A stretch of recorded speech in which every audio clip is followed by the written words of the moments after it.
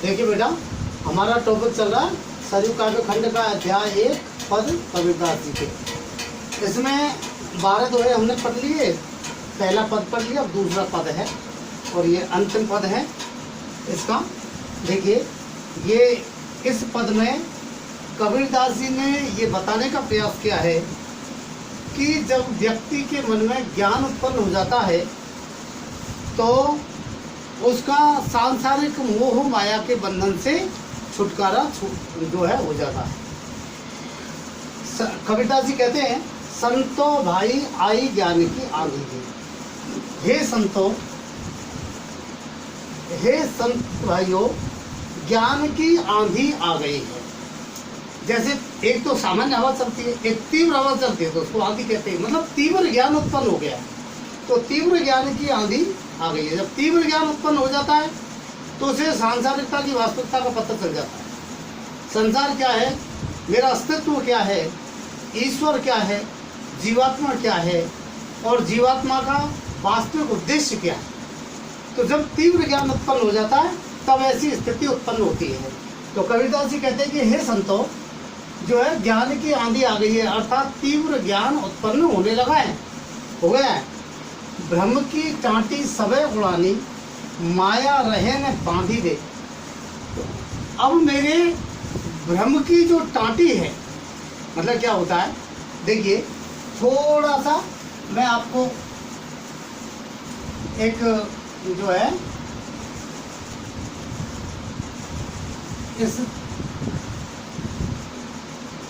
इसके माध्यम से मैं आपको समझाऊंगा, ठीक है।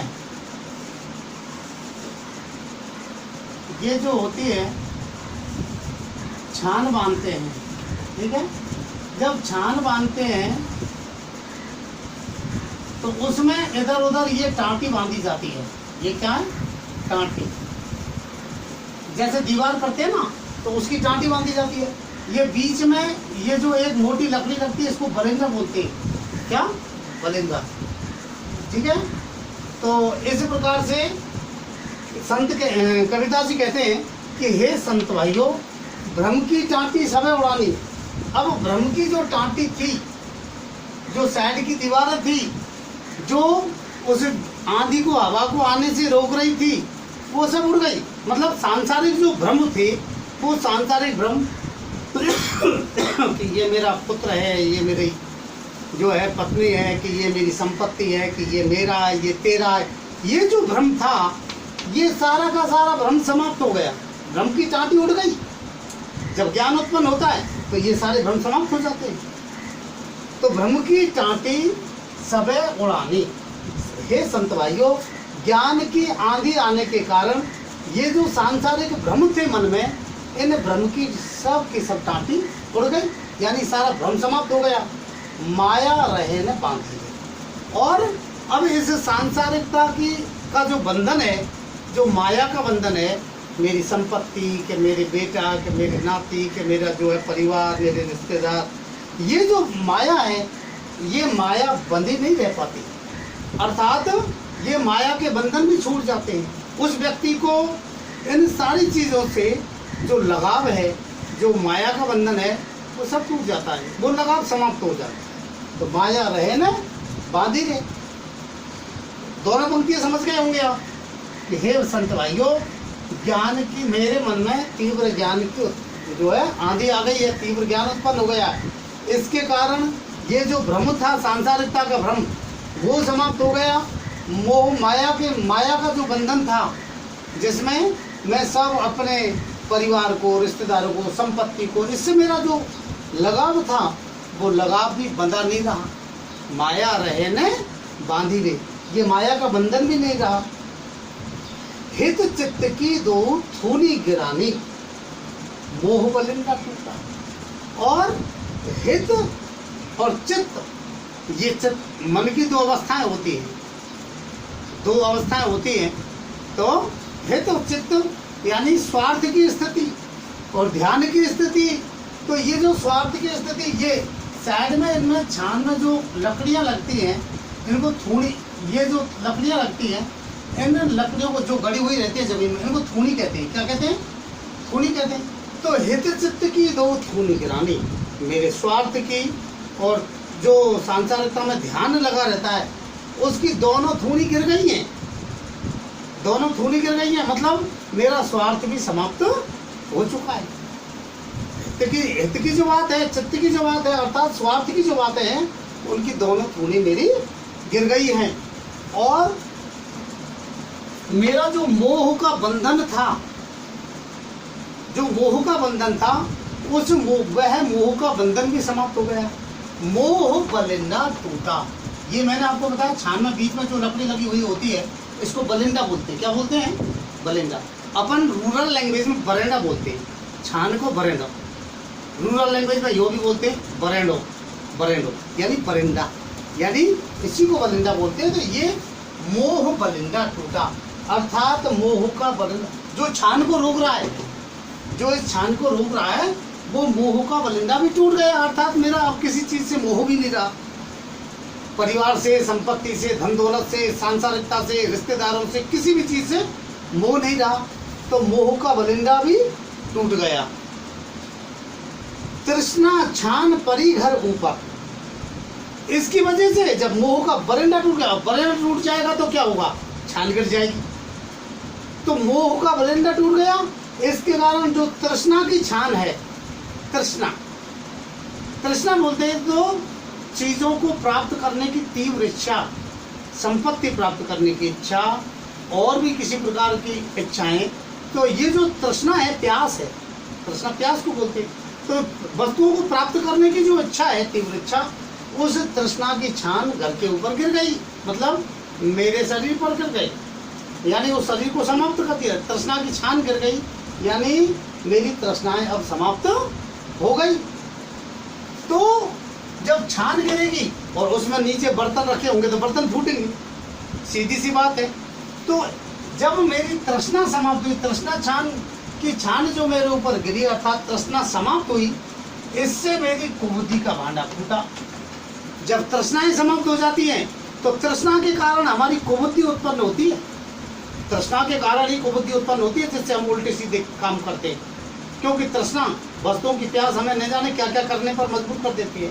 ये हमारी कुबुद्धि है जो हम उल्टे सीधे कार्य करते हैं। तो तृष्णा के समाप्त होने पर मेरे कुबुद्धि का जो भांडा है, कुबुद्धि के जो भांडे हैं, वो भांडे छूट गए। भांडे बर्तनों को कहते हैं। कुबुद्धि का भांडा फूटा, अर्थात तृष्णा समाप्त होने के कारण मेरी जो कुबुद्धि है वो भी नष्ट हो गई। मेरी जो कुबुद्धि है वह कुबुद्धि भी नष्ट हो गई। मेरी इस छान को जोग जुगत कर संतो बांधी, इस मेरी इस छान को योग की युक्ति से, जोग यानी योग, योग साधना, और जुगत यानी युक्ति यानी उपाय। तो योग की युक्ति से संतों ने इसको बांधा है मेरी छान, अर्थात योग का उपाय करके मुझे जो है ये ज्ञान उत्पन्न करवाया है। तो जोग जुगत कर संतो बांधी, इस छान को योग की युक्ति से, योग साधना, इसकी युक्ति से संतों ने बांधा है। निर्चु चुहे न पानी, इससे बिल्कुल जो है पानी नहीं निकलता, पानी चुचाना, चुहे न पानी मतलब पानी नहीं निकलता है। इससे कहने का मतलब ये है कि मेरी छान ऐसी बंधी है, ये मेरी छान को संतों ने बांधा है। किसको? मेरी छान को किसने बांधा है? संतों ने बांधा है, योग की युक्ति करके, योग का उपाय करके। इसलिए इसमें से पानी बिल्कुल नहीं चुचाता है, पानी नहीं निकलता है।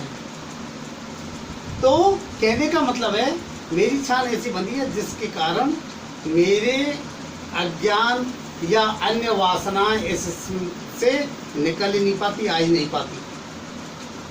कूड़ कपट माँ काया का नक्शा, हरि की गति जब जानी, जब मैंने ईश्वर की गति को समझ लिया, हरि की गति, ईश्वर की गति, ईश्वर के वास्तविक स्वरूप को जब समझ लिया, तो मेरे शरीर में जो कूड़ा कचरा कपट बेईमानी आदि के जो कूड़ा था वो सब निकल गया। अर्थात परमात्मा का, हम अज्ञान में ही तो तरह तरह की बेईमानी करते हैं, तरह तरह के जो है अन्याय करते हैं, लेकिन ईश्वर की गति को जब व्यक्ति समझ लेता है तो उसके शरीर के सारे कूड़े कचरे निकल करके बाहर आ जाते। यानी शरीर में जो बेईमानी है, जो तरह तरह के मोह है, वासना है, अहंकार है, लोभ, लालच, दंभ, पाखंड, ये सब के सब हमारे शरीर के काया के कूड़े हैं, कचरा है, तो ये सब निकल जाते हैं। कूड़ कपट काया का लक्षण, तो ये कूड़ा जो है सब शरीर का कचरा निकल जाता है। हरि की गति जगाने, जब ईश्वर की गति को समझ लेता है तो ये सारे कचरे निकल जाते हैं। कहने का मतलब उसके मन में न वासना रहती, न उसके मन में लोभ लालच रहता, न मोह रहता, न किसी प्रकार का भ्रम रहता, न जो है माया का बंधन रहता। तो मेरे हरि की गति को जब मैंने समझ लिया तो मेरे शरीर में जो भी कूड़ा था कपट आदि का वो सब निकल गए, यानी समाप्त हो गए।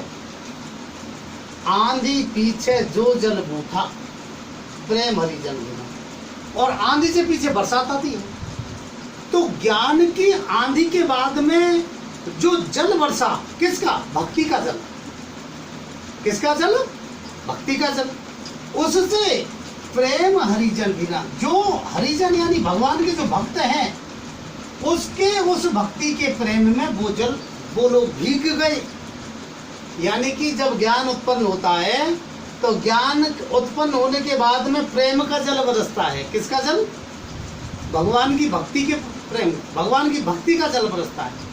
उस भगवान की भक्ति के उस जल में जो भगवान के भक्त हैं वो भीग जाते हैं। तो मेरे मन में जो ये ज्ञान की आंधी आई, इसके बाद में जो भक्ति का जल बरसा, तो इस भक्ति के जल से जो ईश्वर के भक्त हैं वो ईश्वर के भक्त भीग गए। ईश्वर के भक्त भीग गए, अर्थात मैं तो इसमें भीगा, और ऐसी स्थिति जिन भक्तों के साथ में होती है वो लोग इसमें भीग जाते हैं। यानी कि ज्ञान उत्पन्न होने के बाद में ईश्वर की भक्ति का भाव जागृत होता है, और उस भक्ति के जल में भगवान के भक्त भीग जाते हैं, अर्थात भक्ति से सराबोर हो जाते हैं। कहे कबीर भान के प्रगटे उदित भया तम। कबीरदास जी कहते हैं कि भान के प्रगटे मतलब सूर्य के उदय होने पर, भान के प्रगटे उदित भया, यानी कि प्रकाश हो जाता है। क्या हो जाता है? प्रकाश हो जाता है।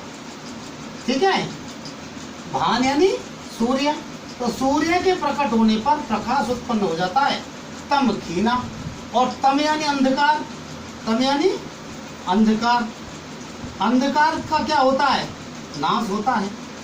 खीना यानी नष्ट होना। तो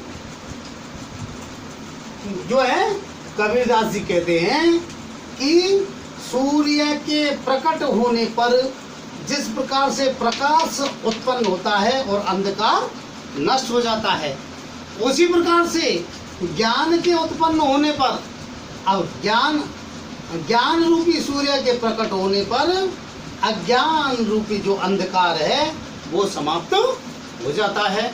और जब ज्ञान प्रकट हो जाता है तभी जाकर के जो है ईश्वर की भक्ति उत्पन्न होती है। मैंने आपको बताया था पहले भी कि कबीरदास जी निर्गुण भक्ति धारा की ज्ञानाश्रय शाखा के संत कवि थे। कौन सी शाखा? ज्ञानाश्रय शाखा के संत कवि थे ये निर्गुण भक्ति धारा की।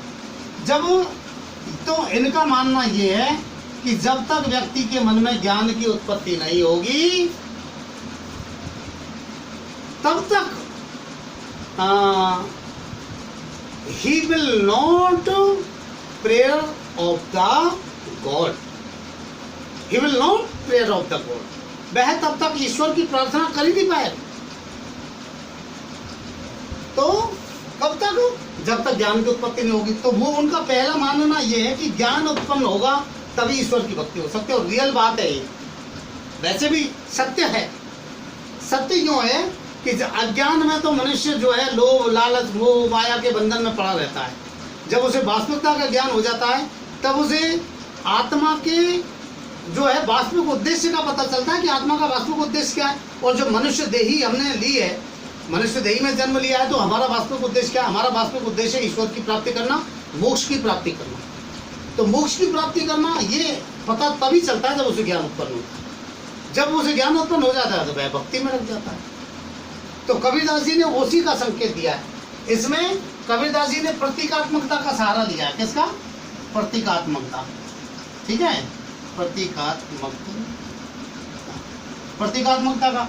ये छान, बरिंदा जो है, भांडा, तृष्णा छान, और जो है ये सब के सब ज्ञान की आंधी, ये सब के सब प्रतीकात्मकता है। इसको प्रतीकात्मकता को अंग्रेजी में सिंबोलाइजेशन बोलते हैं। क्या बोलते हैं जी?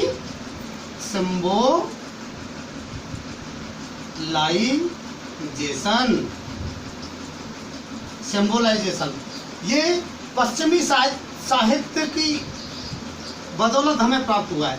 1780 में पश्चिमी देशों से हमारे देश के साहित्य ने इसको ग्रहण किया था, प्रतीकात्मकता को। ये जो है 1780 में सिंबोलाइजेशन, तो ये प्रतीकात्मकता का से ही सहारा है। आधुनिक काव्य में भी जो है इसको, और वैसे तो कबीरदास जी तो पहले के, आप कहेंगे कि ये तो पहले के, वैसे तो प्रतीकात्मकता पहले से ही है, लेकिन प्रतीकात्मकता को काव्य का मुख्य अंग के रूप में इन्होंने पश्चिमी देशों ने के काव्यकारों ने माना। ये इसको अंग्रेजी में बोलते हैं सिंबोलाइजेशन। ठीक है, तो ये हुआ हमारा दूसरा पद। कबीरदास जी का अनुप्रास आदि जो अलंकार हैं, ठीक है, और प्रतीकात्मकता इसमें है ही है। वही क्या नाम से सदुक्कड़ी भाषा, पद छंद है, भक्ति काल की रचना है। तो इस प्रकार से ये पद हमारा हुआ पूरा, और इस प्रकार हमारा ये पहला अध्याय भी समाप्त हुआ। दूसरा अध्याय कल पढ़ेंगे।